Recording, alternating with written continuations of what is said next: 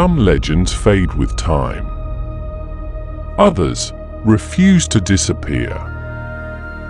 Across more than 2,000 years, one name has haunted historians, philosophers, treasure hunters, and explorers alike.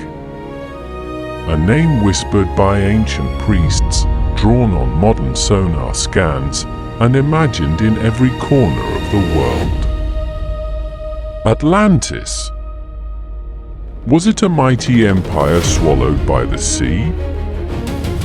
A warning from ancient philosophers? A memory of a real civilization long forgotten?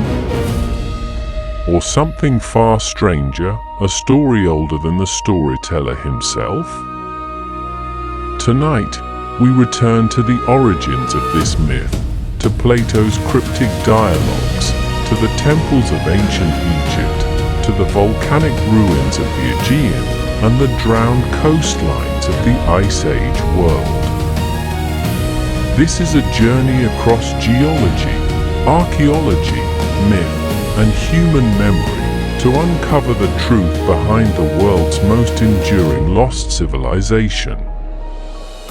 Welcome back to the History Files Inn, where forgotten worlds breathe again. Step inside, the past awaits. Every story of Atlantis begins in a single place with a philosopher, not an explorer. Plato, writing around 360 BCE, inserts a peculiar tale into two of his dialogues, Timaeus and Critias. It's a story he claims came from Solon, the great Athenian lawgiver, who, in turn, heard it from Egyptian priests in the ancient city of Sais. According to Plato, these priests pointed to their sacred texts and said, "Your history is but a child compared to ours. You have forgotten many catastrophes. But we remember the great island kingdom of Atlantis." Plato describes Atlantis as a vast island beyond the Pillars of Heracles, the Strait of Gibraltar. A mighty naval empire, wealthy in metals, forests, and fertile land. Ruled by 10 kings, descendants of Poseidon. Powerful enough to challenge the world. And destroyed in a single day and night of misfortune, sinking into the sea. Here's the strange part. Plato, the philosopher committed to truth, suddenly inserts what sounds like a myth, but frames it as history, told by Egyptian priests, who claimed records far older than Greece. Why would Plato do that? Historians debate endlessly. Did Plato invent Atlantis as political allegory? A warning about greed and imperial decay? Or did he record a real, older tradition, a memory preserved by Egypt? Or something in between? A myth built atop a real catastrophe? Plato never finished Critias. The story ends mid-sentence, as if Atlantis itself slipped beneath the waves. But this was only the beginning. Many believe Atlantis began with Plato. But when we look deeper, older currents begin to surface. Flood myths around the world.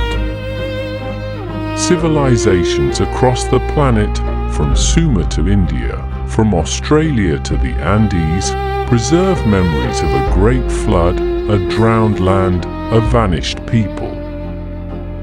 Nearly all describe a golden age, a proud civilization, a divine warning, and destruction by water, fire, or earth.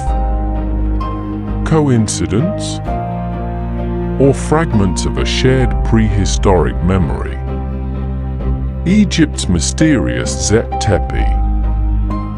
The priests of Sais told Solon that Egypt had records of civilizations thousands of years older than Greece. In their texts, they speak of Zep Tepi, the first time, an age of gods and demigods, a civilization destroyed by catastrophe before Egypt rose. Could this have been a memory of a lost Bronze Age kingdom? Or something from even earlier, the last ice age? The Minoans, a real empire lost to the sea. Long before Athens or Rome, the island of Crete was home to the Minoan civilization, a maritime superpower with advanced art, engineering, and trade. They vanished suddenly, destroyed by the eruption of Thera, Santorini, one of the greatest volcanic explosions in human history. A real empire. A real catastrophe. A real civilization swallowed by sea and ash. Did the Egyptians preserve a memory of this? Did that memory, centuries later, become the seed of Plato's Atlantis? Or is there something even older? For centuries, explorers have searched for Atlantis everywhere: the Atlantic, the Mediterranean, the Caribbean, even Antarctica. But to understand the mystery, we must follow the evidence. The Mediterranean hypothesis, Thera and the Minoans. This is the most widely accepted theory among scholars. The island of Santorini, once a single volcanic land, exploded around 1600 BCE. The eruption destroyed cities, triggered tsunamis, collapsed coastlines, and shattered the Minoan world.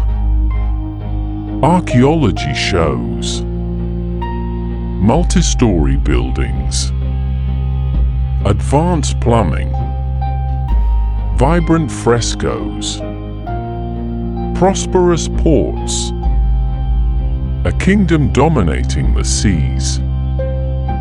To many, this looks like Atlantis. But Plato placed Atlantis beyond the Pillars of Heracles, not inside them. So for some, the Mediterranean is only a partial answer. The Atlantic theories beyond the Pillars. The Azores. There are volcanic plateaus beneath the ocean near the Azores that some believe were once exposed during Ice Age low sea levels. Submerged valleys. High mountain peaks. Ancient lava plains. Could Atlantis have been here, swallowed gradually by rising seas? The Canary Islands. Home of the Guanches, a mysterious people with tall stature, light skin, and unknown origin. Their legends tell of a sunken homeland to the west. Were they survivors?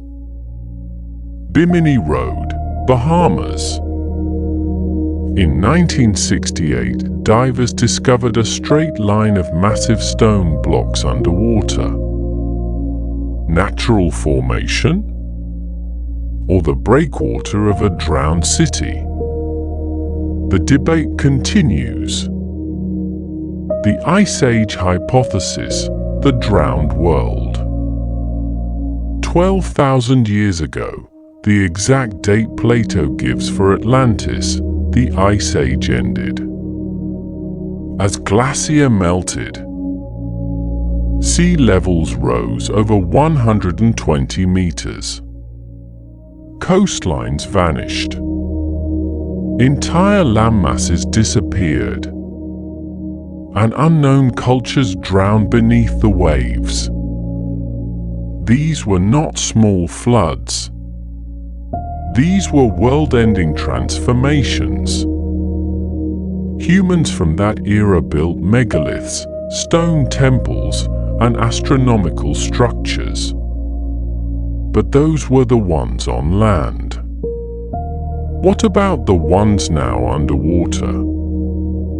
Sonar maps show submerged river systems, ancient shorelines, mysterious geometric structures along drowned coasts. Could Atlantis be a lost Ice Age civilization? That's memory theory, myth built on truth. Perhaps Atlantis was neither a single empire nor a literal island. Perhaps it was a memory of the Minoans, mixed with Egyptian traditions, shaped by Platonic philosophy, and built upon older flood myths from the end of the Ice Age. A myth, yes, but a myth with a real historical spine. Whether Atlantis was real or metaphorical, its meaning endures. Plato used it to warn about arrogance, corruption, imperial greed, and the downfall of great powers. But beyond philosophy, Atlantis speaks to something deeper in us: the fear of catastrophe. Humanity has lived through volcanic winters, rising seas, meteor impacts. We remember these traumas in our myths. Atlantis is the symbol of civilizations that vanish without a trace. The hope for a golden age.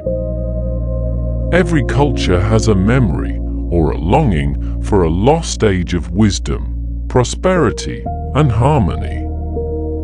Atlantis is our collective dream of a world better than our own. The mystery of the unknown. Oceans still hide more secrets than land. We have mapped Mars more thoroughly than the deepest seas. Atlantis represents the frontier, what we don't know, and what we still hope to find. Modern science neither fully confirms nor denies Atlantis. Geologists confirm entire coastlines vanished at the end of the Ice Age. Marine archaeologists find ruins and artifacts under the sea every year. Linguists uncover older layers of myth. Historians trace memories through Egypt, Mesopotamia, India, and Greece. And yet, no Atlantis city has been found. But mystery is not failure. It is an invitation. Perhaps Atlantis was a real kingdom swallowed by the sea. Perhaps it was the echo of the Minoans. Perhaps it was a forgotten Ice Age culture now lying beneath the waves. Or perhaps it was a parable written by a philosopher, a warning, not a memory. But here, in the Hall of Forgotten Histories, one truth remains: Atlantis endures because we feel it might have been real. Because the ocean still hides answers. Because humanity has always risen and fallen in cycles. And somewhere below the waves, in the silence of the deep, the truth waits. This is the History Files In. Step inside. The past awaits. Thank you for visiting the History Files In. If the past moved you today, don't forget to leave your mark, subscribe, and return when the next file opens.